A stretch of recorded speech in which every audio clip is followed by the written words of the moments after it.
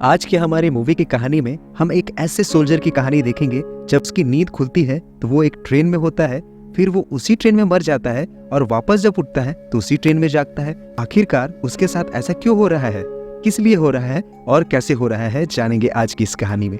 लेकिन उससे पहले अगर आपको मूवीज की एक्सप्लेनेशन देखना पसंद है और ये कंटेंट्स आपको पसंद आ रहे हैं तो मेरे चैनल वॉच ऑन पॉइंट को जरूर सब्सक्राइब करें, क्योंकि आगे भी मैं आपके लिए ऐसे ही कंटेंट्स को लाता रहूंगा।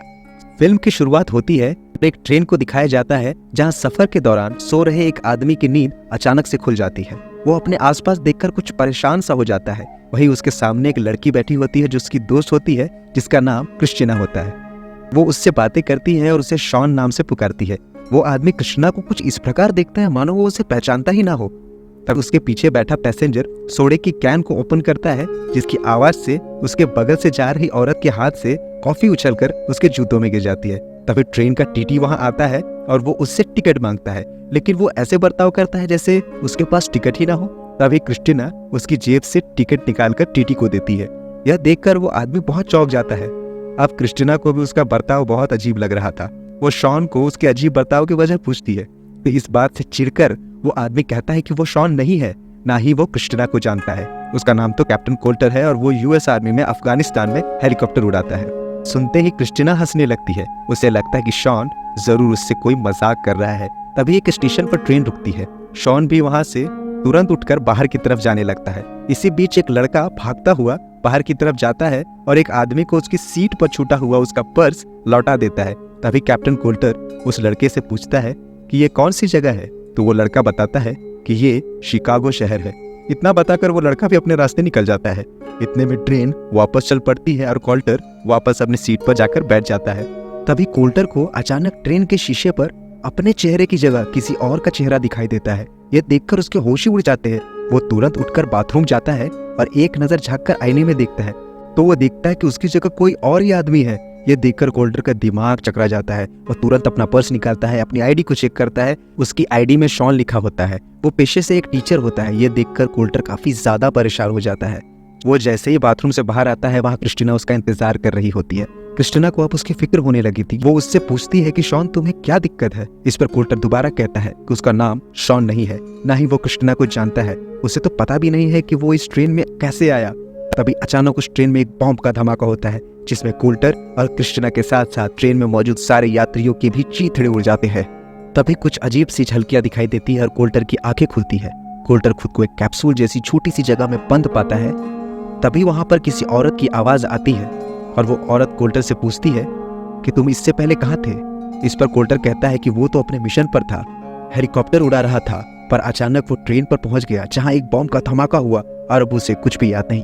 तभी वो औरत अचानक कोल्टर को अपने सामने एक स्क्रीन पर दिखाई देने लगती है, जिसे देखकर कोल्टर सोच में पड़ जाता है, क्योंकि कोल्टर उसे पहली बार देख रहा था, पर वो तो कोल्टर के बारे में सब कुछ जानती थी। और वो औरत ये भी कहती है कि कोल्टर भी उसे जानता है। कोल्टर से उसे याद करने के लिए कहती है, लेकिन दिमाग पर काफी ज्यादा जोर देने के बावजूद भी कोल्टर को कुछ नहीं याद आता। अब वो औरत कोल्टर की याददाश्त जगाने के लिए एक एक्सरसाइज करवाती है। उसे एक पैराग्राफ पढ़कर सुनाती है और कुछ चीजों को दिखाती है। तभी कोल्टर को याद आता है कि उस औरत का नाम गुडविन है। वो गुडविन से अनुरोध करता है कि उसे अपने पिता से बात करनी है, उसे अपने घर वालों को बताना है कि वो ठीक है। लेकिन गुडविन उसकी बातों को नजरअंदाज करती है और पूछती है कि ट्रेन में बम किसने रखा।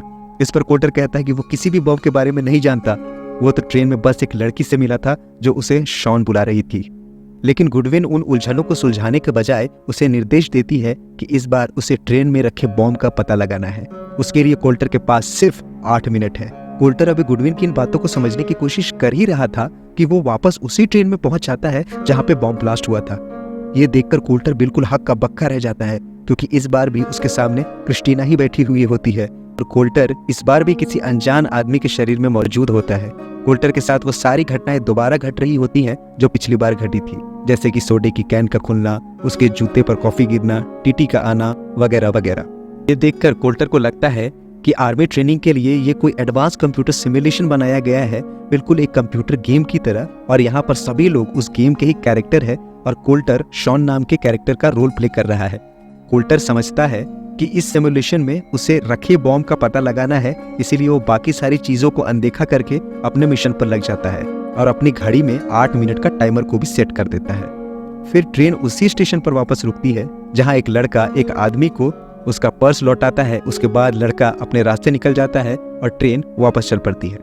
इसी बीच कोल्टर को याद आता है कि बॉम्ब का धमाका उसके पीछे से हुआ था, इसीलिए कोल्टर भी उसी दिशा में आगे बढ़ते हुए बॉम्ब की तलाश करने लगता है। वो बाथरूम की भी अच्छी तरह छानबीन करने लगता है और तभी कोल्टर देखता है कि बाथरूम के वेंटिलेशन की जाली थोड़ी सी खुली हुई है। कोल्टर जब उसे खोलकर उसके अंदर झांकता है तो उसे वहां एक बॉम्ब मिलता है। बॉम्ब को डिफ्यूज करना कोल्टर को नहीं आता, इसीलिए वो बॉम्ब को डिफ्यूज करने का ख्याल दिमाग से निकाल देता है और बॉम्बर को ढूंढने लगता है, क्योंकि बॉम्ब सेल फोन से कंट्रोलेबल था। इसीलिए वो सबको अपने अपने सेल फोन और इलेक्ट्रॉनिक डिवाइस बंद करने के लिए कहता है, जिस पर कोई भी यात्री उसकी बात को गंभीरता से नहीं लेता। तभी कोल्टर जबरदस्ती एक आदमी का लैपटॉप बंद कर देता है, जिसके बाद उन दोनों के बीच कहासुनी हो जाती है और कोल्टर बिना कुछ सोचे समझे उस आदमी को एक घूंसा मार देता है और उसका जबड़ा तोड़ देता है। यह देख क्रिस्टीना, जो एक नरम दिल की लड़की होती है, उस आदमी की मदद करने के लिए वो दौड़ती है और कोल्टर की इस बर्ताव के लिए उसे डांटने लगती है। पर कोल्टर उसकी बातों पर ध्यान नहीं देता, क्योंकि उसके लिए तो वो एक गेम कैरेक्टर से ज्यादा कुछ भी नहीं थी। तभी अचानक बॉम्ब का धमाका होता है और कोल्टर फिर से उसी कैप्सूल में लौट आता है। और इस बार कोल्टर बहुत ज्यादा घबराया होता है, क्योंकि ये बॉम्ब का धमाका बिल्कुल असली बॉम्ब के धमाके जैसा था।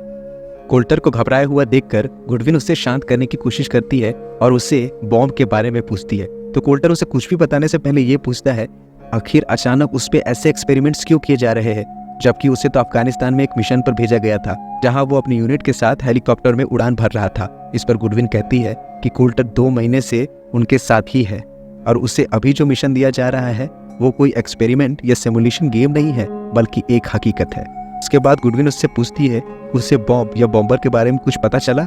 लेकिन कोल्टर कहता है कि जब तक मुझे सारी हकीकत नहीं बताओगे तब तक मैं कुछ भी नहीं बताऊंगा। ये सुनकर गुडविन अपने कमांडिंग ऑफिसर डॉक्टर रुटलेज के ऑफिस में कॉल करती है और उससे कहती है कि उसे कोल्टर को शांत करने के लिए उसे कुछ तो जानकारी देनी ही होगी। डॉक्टर उसकी इजाजत नहीं देता और गुडविन कोल्टर को बताती है कि वो अभी जिस ट्रेन में था, उस ट्रेन को आज सुबह सचमुच बॉम्ब ब्लास्ट में उड़ा दिया गया है, जिसमें सारे यात्री मारे गए हैं, जिसमें से एक यात्री शॉन भी था, जिसकी जगह कोल्टर ने ले ली है। यह सुनने के बाद कोल्टर फिर से सोच में पड़ जाता है। गुडविन कहती है कि उसके पास कोल्टर को समझाने के लिए ज़्यादा समय नहीं है, क्योंकि वो बॉम्बर अब दूसरा ब्लास्ट भी करने वाला है, जिससे कई सारे मासूम लोगों की जानें जा सकती है। इसीलिए अभी अच्छा यही होगा कि कोल्टर बगैर कोई सवाल किए बिना उस बॉम्ब के बारे में बताए। आखिरकार कोल्टर उन्हें बताता है कि वो बॉम्ब ट्रेन की बाथरूम में था। यह सुनकर गुडविन कोल्टर के काम की सराहना करती है और उसे आगे बताती है, इस बार कोल्टर को ट्रेन में उस बॉम्बर को भी ढूंढना है। अगर उसे ट्रेन में कोई संदिग्ध व्यक्ति नजर आए तो उसकी अच्छे से जांच पड़ताल करे और इसके लिए उसके पास 8 मिनट हैं। ये कहकर गुडविन कोल्टर को वापस उसी ट्रेन में भेज देती है और कोल्टर फिर से उसी ट्रेन में पहुंच जाता है। लेकिन इस बार क्रिस्टीना से वो प्यार से बातें करता है। अब उसे पता होता है कि ये लोग कोई गेम्स के कैरेक्टर्स नहीं है, बल्कि असली लोग हैं। क्रिस्टीना की बातों से उसे पता चलता है कि शॉन और क्रिस्टीना हर रोज इसी ट्रेन में अपने काम पर जाते हैं और उनकी मुलाकात सफर के दौरान ही हुई थी। क्रिस्टीना को अपने बॉयफ्रेंड के बुरे बर्ताव के कारण काफी परेशानी थी और ऐसे समय में शॉन ने उसे सही एडवाइस देकर उसे इस रिलेशनशिप से बाहर आने में मदद की थी, जिस कारण क्रिस्टीना के दिल में शॉन के लिए काफी इज्जत थी। इसके बाद कोल्टर क्रिस्टीना से पूछता है कि क्या उसे इस ट्रेन में किसी यात्री का बर्ताव सस्पिशियस लग रहा है। कोल्टर का ये सवाल क्रिस्टीना को काफी अजीब लगता है। तभी कोल्टर एक आदमी को उसी बाथरूम से बाहर आता हुआ दिखाई देता है जिसके अंदर बॉम्ब लगा हुआ था। कोल्टर का पूरा शक उस आदमी पर जाता है जो बाथरूम से निकला था और अगले स्टेशन पर उतर गया था। कोल्टर भी उसके पीछे जाने लगता है। तभी उसे क्रिस्टीना का ख्याल आता है कि वो उसे मरने के लिए तो यहाँ नहीं छोड़ सकता, इसीलिए वो क्रिस्टीना को किसी भी तरह वहां से निकाल के स्टेशन पर उतरने के लिए मरा लेता है और क्रिस्टीना को स्टेशन पर बिठाकर खुद उस आदमी के पीछे जाता है। वो आदमी काफी घबराया हुआ होता है और इसी घबराहट में वो आदमी बाथरूम में जाकर उल्टी कर देता है। कोल्टर उसका पीछा करते हुए बाहर आता है और उस आदमी को उसका फोन दिखाने के लिए कहता है। आदमी को यह समझ ही नहीं आ रहा था कि कोल्टर उसका पीछा क्यों कर रहा है। वो आदमी कहता है कि उसके पास कोई फोन नहीं है और वो जाने लगता है। हालांकि कोल्टर उस आदमी से मारपीट करके उसका फोन ढूंढने लगता है और ये सब देखकर क्रिस्टीना वहां आ जाती है और कोल्टर को रोकने की कोशिश करती है। इसी बीच आगे निकल चुकी ट्रेन में ब्लास्ट हो जाता है, जिससे ये पता चलता है कि बॉम्बर तो कोई और ही था। हालांकि कोल्टर को अभी भी इसी आदमी पर शक होता है, इसीलिए वो उसका फोन ढूंढना जारी रखता है और वो आदमी अपने बचाव में कोल्टर को एक लात मारकर खुद से दूर कर देता है और बदकिस्मती से कोल्टर उसकी लात खाकर ट्रेन की पटरी पर जाकर गिरता है और उसी पटरी पर ट्रेन आने लगती है। ये देखकर वो आदमी और क्रिस्टीना कोल्टर को जल्दी से वहां हटने के लिए कहते हैं, लेकिन कोल्टर वहां से हट नहीं पाता और वो ट्रेन कोल्टर को कुचल देती है। कोल्टर मरने के बाद वापस उसी कैप्सूल में लौट आता है। भी कोल्टर देखता है कि गुडविन के कंप्यूटर पर रटलेज बैठा हुआ है, क्योंकि पिछली बार डॉक्टर रटलेज को गुडविन से बात करते हुए उसने सुना था और बातों से उसे पता चल गया था कि रटलेज ही वहाँ का हेड है। कोल्टर रटलेज से पूछता है कि क्या उसने इस कैप्सूल का इन्वेंशन किया है। रटलेज हाँ में जवाब देता है और कोल्टर से पूछता है क्या उसे बॉम्बर का पता लग गया है। कोल्टर उसे बताता है कि वो बॉम्बर को ढूंढने में नाकामयाब रहा है, लेकिन उसने क्रिस्टिना नाम के एक पैसेंजर को उस धमाके से बचा लिया था और वे लोग शायद इसी तरह बाकी लोगों को भी बचा सकते हैं। ये सुनकर रटलेज कहता है कि वो लड़की अगर बची है तो सिर्फ सोर्स कोड के अंदर, लेकिन असल में तुम उसे तो क्या किसी को भी मरने से नहीं बचा सकते, क्योंकि वो लोग पहले से ही मारे जा चुके हैं। इस पर कोल्टर पूछता है कि आखिर ये सोर्स कोड क्या चीज़ है। इस पर रटलेज उसे सोर्स कोड के बारे में समझाते हुए कहता है कि इंसान के मौत पर उसके दिमाग में मौत से 8 मिनट पहले तक की यादें रिकॉर्ड हो जाती है और उस दिमाग की इसी क्षमता पर उसने सोर्स कोड की रचना की है। रटलेज आगे बताता है कि शॉन, जिसके शरीर में अभी कोल्टर है, वो भी इस ट्रेन की दुर्घटना में मर गया था, पर उसके दिमाग में बची हुई 8 मिनट की यादों को उसके दिमाग से एक्सट्रैक्ट कर लिया गया और उन यादों को लेकर एक कंप्यूटर सिमुलेशन बनाया गया। उसे ही सोर्स कोड कहते हैं। क्योंकि अब शॉन की बॉडी साइज और दिमागी संरचना कोल्टर से मेल खाती थी, इसीलिए उन्होंने शॉन की 8 मिनट की यादों को कोल्टर के दिमाग से लिंक कर दिया और कोल्टर 8 मिनट के लिए शॉन की यादों में रह सकता है। ये सुनकर कोल्टर पूछता है कि सोर्स कोड में 8 मिनट रहने के बाद क्या होता है। तो रटलेज कहता है कि 8 मिनट के बाद सोर्स कोड समाप्त हो जाता है और जिसके साथ ही सोर्स कोड में मौजूद सभी का वजूद भी मिट जाता है। हालांकि कोल्टर इस बात को मानने के लिए राजी नहीं था। वो कहता है कि वो दुनिया एक हकीकत है, उसने सचमुच क्रिस्टिना को बचाया है। तभी गुडविन उससे कहती है कि अभी उसके पास कोल्टर को समझाने का समय नहीं है, क्योंकि जल्द ही वो बॉम्बर शिकागो शहर में एक न्यूक्लियर बॉम्ब फोड़ने वाला है, जिससे पूरे शहर का विनाश हो जाएगा। इस डर से उन लोगों ने शहर को खाली करवाना भी शुरू कर दिया है। इसीलिए गुडविन कोल्टर को समझाती है कि अगर समय रहते तुमने बॉम्बर को नहीं ढूंढा तो महाविनाश हो जाएगा। ये कहकर गुडविन उसे ट्रेन की सिक्योरिटी लॉकर से बंदूक चुराकर उसका इस्तेमाल करने की भी सलाह देती है और उसे वापस सोर्स कोड में भेज देती है। और उसके बाद कोल्टर गुडविन के बताए अनुसार सिक्योरिटी लॉकर से बंदूक चुराने की कोशिश करता है, पर बदकिस्मती से वो टीटी के हाथों पकड़ा जाता है। वे लोग उसे टेजर गन से झटका देकर बेहोश करके हथकड़ियों से बंद कर देते हैं। तभी क्रिस्टिना वहां आकर कोल्टर से पूछती है कि आखिर तुम बंदूक लेके करना क्या चाहते थे। इस पर कोल्टर कुछ भी नहीं कहता, उससे सिर्फ फोन मांगता है ताकि वो अपने पिता से बात कर सके। हालांकि तभी ट्रेन में बॉम्ब ब्लास्ट हो जाता है और कोल्टर वापस सोर्स कोड में आ जाता है। वापस आकर गुडविन से कहता है कि वो अपने पिता से बात करना चाहता है। इस पर गुडविन उसे यकीन दिलाती है कि मिशन खत्म होने के बाद वो उसे उसके पिता से बात जरूर करवाएगी, लेकिन उस वक्त उसे सिर्फ अपने मिशन के प्रोग्रेस पर ध्यान देना होगा। ये सुनकर कोल्टर गुडविन से पूछता है अभी तक उसने कितनी प्रोग्रेस की है। क्या गुडविन तुम भी ऐसे मिशन पर कभी गई हो? क्या मैं तुमसे अच्छा कर रहा हूँ? गुडविन कोल्टर की इन बातों से चिढ़ने लगती है, क्योंकि वो ऐसी बातों में मिशन का कीमती समय बर्बाद नहीं करना चाहती। इसी बीच कोल्टर गुडविन का मिलिट्री बैच देख लेता है। गुडविन उसे बताती है कि वो कभी भी ऐसे मिशन पर नहीं गई है, क्योंकि वो उस मिशन के लायक कैंडिडेट ही नहीं है। गुडविन कोल्टर का हौसला बढ़ाते हुए कहती है कि कोल्टर ही इस काम के लिए सबसे काबिल आदमी था, इसी वजह से उसे ये काम दिया गया है। यह बताने के बाद गुडविन कोल्टर को निर्देश देती है कि इस बार उसे जो भी सस्पिशियस लगे वो उसकी सामान की जांच अच्छी तरह करे, और इसके लिए अगर उसे किसी से जाति भी करनी पड़ती है तो वो कर सकता है। और ये कहने के बाद गुडविन उसे वापस सोर्स कोड में भेज देती है। इस बार ट्रेन में पहुंचकर कोल्टर एक टिश्यू पेपर पर गुडविन के मिलिट्री बैच का चित्र बना लेता है ताकि वो उसके बारे में पता कर सके। कोल्टर ने कभी भी इस मिलिट्री ऑर्गेनाइजेशन के साथ नहीं काम किया था, तो वो जानना चाहता था कि आखिर वो इस ऑर्गेनाइजेशन तक पहुंचा कैसे। ये जानने के लिए कोल्टर क्रिस्टिना के पास जाता है, उससे अपने बारे में इस तरह झूठ बोलकर पता करवाता है कि कैप्टन कोल्टर स्टीवंस उसका दोस्त था जो मिलिट्री के एक मिशन के दौरान खो गया था। ये सुनकर क्रिस्टिना इंटरनेट से कोल्टर के बारे में पता लगाने की कोशिश करती है। इसी बीच कोल्टर को एक आदमी पर बॉम्बर होने का शक हो जाता है। कोल्टर उसके पास जाकर जबरदस्ती उसका बैग चेक करने लगता है, पर उसके हाथ कोई भी सबूत नहीं लगता। तभी कोल्टर को एक बूढ़ी औरत का बैग दिखता है जिस पर आर्मी का बैच लगा होता है। कोल्टर यह देख के समझ जाता है कि ये औरत जरूर आर्मी में रही होगी, और वो गुडविन के मिलिट्री बैच का चित्र दिखाकर पूछता है कि ये आखिर मिलिट्री की कौन सी यूनिट है। तभी वो औरत बताती है कि ये एयरफोर्स का बैच है। ये सुनकर कोल्टर उस औरत से थोड़ी देर के लिए मोबाइल मांग लेता है और इंटरनेट से उस एयरफोर्स बेस का नंबर निकालता है। वहाँ पर फ़ोन करता है। वहाँ पर फ़ोन एक ऑपरेटर उठाती है। कोल्टर उसे अपना नाम बताते हुए कहता है कि उसे डॉक्टर रटलेज से बात करनी है। तभी वो ऑपरेटर रटलेज को कोल्टर का फ़ोन डाइवर्ट कर रही होती है कि इतने में ही क्रिस्टिना वहां आ जाती है और वो जो बताती है वो सुनकर कोल्टर के पैरों तले जमीन ही खिसक जाती है। क्रिस्टिना मायूसी भरे शब्दों में बताती है कि न्यूज़ रिपोर्ट के मुताबिक कैप्टन कोल्टर नाम का फौजी 2 महीने पहले ही जंग में शहीद हो चुका है।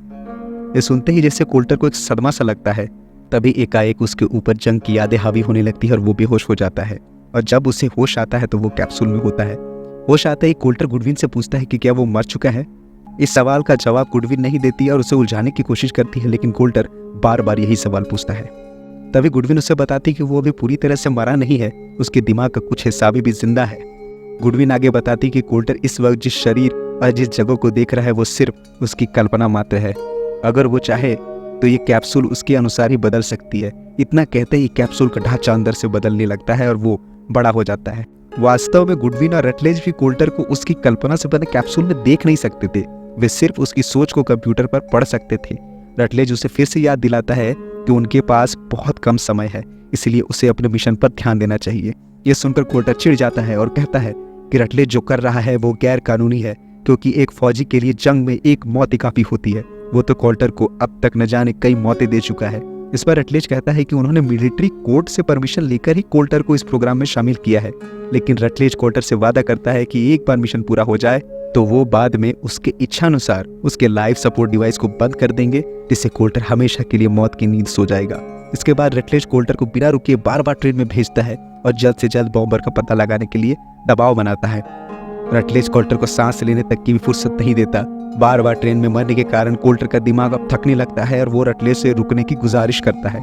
इस पर रटलेज कोल्टर को उसके पिता द्वारा दी गई श्रद्धांजलि के वो शब्द सुनाता है जिसमें उसके पिता कोल्टर की बहादुरी पर गर्व महसूस कर रहे थे। पिता के शब्दों को सुन के कोल्टर बहुत भावुक हो जाता है, साथ ही साथ लोगों की जान बचाने के लिए मोटिवेट भी होता है। इस बार ट्रेन में पहुंचकर वो सिर्फ अपने मिशन पर पूरा ध्यान देता है और इस बार लॉकर से बंदूक चुराने में भी कामयाब हो जाता है। उसके बाद कोल्टर बॉम्ब से सेल फोन को निकाल देता है, जिसकी कॉल हिस्ट्री में एक नंबर होता है। कोल्टर उस नंबर पर कॉल करके जब बॉम्बर को पीछे मुड़ने के लिए कहता है तो उसकी आवाज़ सुनकर एक आदमी पीछे मुड़ता है। कोल्टर को लगता है कि वही बॉम्बर है, इसीलिए वो उसी पर अपना बंदूक तान देता है। कोल्टर वही नंबर फिर से जब डायल करता है तो वो उस आदमी को नहीं लगता जिस पर कोल्टर ने बंदूक तानी थी, बल्कि उस आदमी को कॉल लगता है जो अपना पर्स अपनी सीट पर भूल गया था। उस आदमी का नाम डेरिक होता है और असली बॉम्बर वही होता है। डेरिक ने जानबूझकर अपना पर्स सीट पर छोड़ दिया होता है ताकि जब बॉम्ब ब्लास्ट के बाद पुलिस वालों को उसकी आईडी मिले और सबको यही लगे कि डेरिक भी अब बॉम्ब ब्लास्ट में मारा जा चुका है। लेकिन वो लड़का डेरिक को उसका पर्स लौटा देता है, लेकिन थोड़ा आगे जाकर डेरिक अपना पर्स वापस ट्रेन के अंदर डाल देता है, जिसे देखकर कोल्टर का शक अब यकीन में बदल जाता है। इतने में ही ट्रेन वापस चल पड़ती है और कोल्टर डेरिक को पकड़ने के लिए चलती ट्रेन से कूद जाता है। उसे देखकर क्रिस्टिना तुरंत ट्रेन को रुकवा देती है और उसके बाद कोल्टर डेरिक के पास जाता है और उसकी गाड़ी का नंबर याद कर लेता है। फिर उस पर अपनी बंदूक तान देता है। डेरिक को अब पता चल जाता है कि उसका पर्दाफाश हो चुका है, इसीलिए वो कोल्टर को अपने अगले तबाही का प्लान दिखाता है। कोल्टर देखता है कि डेरिक की गाड़ी में न्यूक्लियर बॉम्ब रखा हुआ है, जिसे देखकर कोल्टर भी हैरान रह जाता है। तभी क्रिस्टिना कोल्टर को ढूंढती हुई वहां आ जाती है और कोल्टर का ध्यान भटक जाता है। इतने में मौका पाकर डेरिक कोल्टर और क्रिस्टिना दोनों को ही गोली मार देता है। कोल्टर मरने से पहले डेरिक से पूछता है कि आखिर वो अपने देश को ही क्यों तबाह करना चाहता है। इस पर वो बताता है कि ये दुनिया अब नर्क बन चुकी है। वो चाहता है कि ये दुनिया नष्ट हो जाए ताकि यहाँ पर फिर से नई दुनिया का निर्माण हो सके। ये बताकर डेरिक वहाँ से चला जाता है।